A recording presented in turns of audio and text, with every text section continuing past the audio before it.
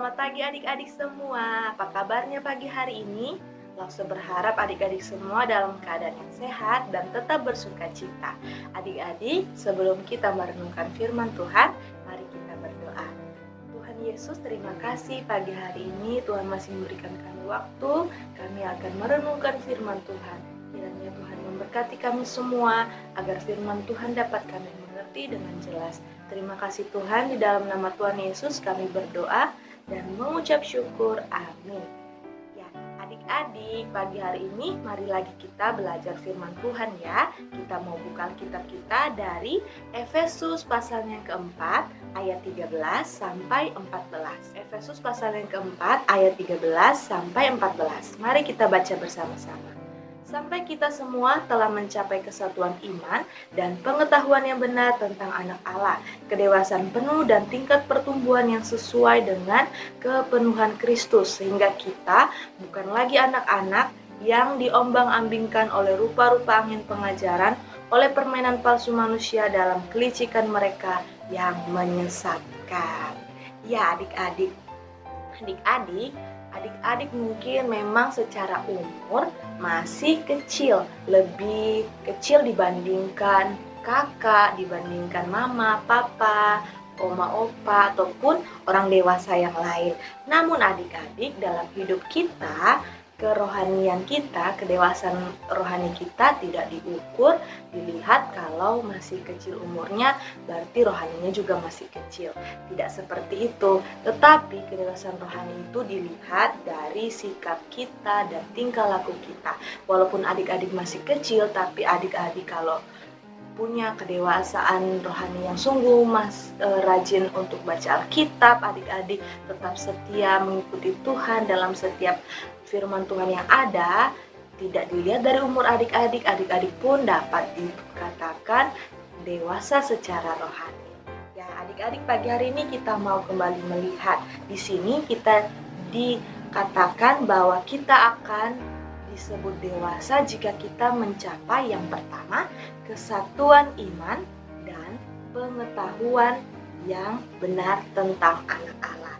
Ya, untuk mencapai semuanya itu adik-adik, kita yang sudah percaya, sudah mengenal Tuhan dengan sungguh-sungguh, maka pengetahuan yang benar akan Kristus itu adik-adik dapatkan dari yang pertama, dari pengenalan firman Tuhan yang sudah ada bagi kita setiap hari, dapat kita baca firman Tuhan dan pengenalan kita akan semakin bertambah oleh karena firman Tuhan yang kita baca.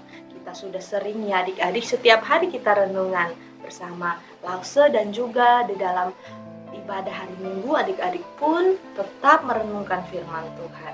Tapi adik-adik, pengenalan yang lebih lagi dapat kita dapatkan, pengetahuan itu dapat kita dapatkan dari pengenalan kita akan Tuhan dengan sungguh-sungguh, bukan hanya pengetahuan di pikiran. Adik-adik yang suka baca Alkitab, yang suka belajar dari Alkitab, bukan hanya pengetahuan yang dapat kita hafal, kita dapat menghafal tentang Tuhan Yesus di dalam Alkitab dari kelahiran sampai kematian juga kebangkitannya. Dan kita juga kalau ditanya tentang Alkitab, adik-adik dapat menjawab dengan benar. Bukan pengetahuan yang hanya sekedar seperti itu adik-adik, tetapi juga yang lebih lagi, lebih diperuntukkan bagi kita, yaitu pengetahuan kita di dalam hubungan kita dengan Tuhan Yesus.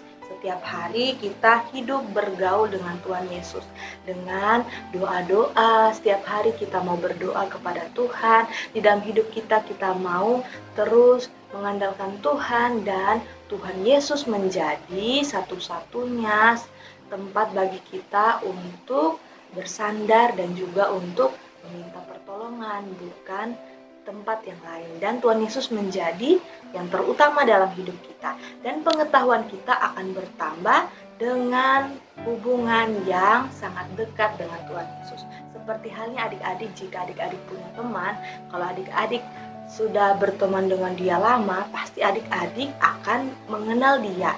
Adik-adik akan tahu apa yang tidak dia suka, apa yang dia suka. Demikian juga kita dengan Kristus adik-adik, kita harus mengenal Tuhan dengan sungguh-sungguh dalam hubungan kita dengan Tuhan, agar kita mencapai kedewasaan yang penuh. Walaupun kita masih kecil, tetapi kedewasaan rohani itu penting adik-adik, dan kita dikatakan di sini bukan anak-anak lagi yang diombang-ambingkan seperti kapal di laut. Kalau adik-adik pernah naik kapal, kalau ada angin, ada ombak, pasti kapalnya akan oleng ke kiri, ke kanan. Kita tidak boleh diombang-ambingkan oleh karena kita sudah mengenal Tuhan dengan sungguh-sungguh, sehingga tingkat kedewasaan kita menjadi bertambah.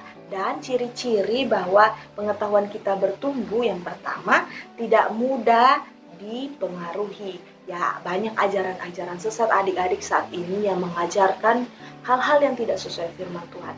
Jika adik-adik sudah punya pengetahuan yang benar, maka adik-adik dapat menolaknya. Dan yang kedua, teguh berpegang di dalam kebenaran kasih. Ya, sudah kita pelajari kebenaran kemarin hanya ada di dalam Kristus. Sehingga di luar Kristus bukanlah kebenaran yang sejati. Oleh karena itu adik-adik, pengetahuan kita akan bertumbuh dengan kita hidup di dalam segala arah kehidupan kita. Fokusnya adalah Kristus. Oke adik-adik, pengetahuan kita hanya boleh terdapat di dalam.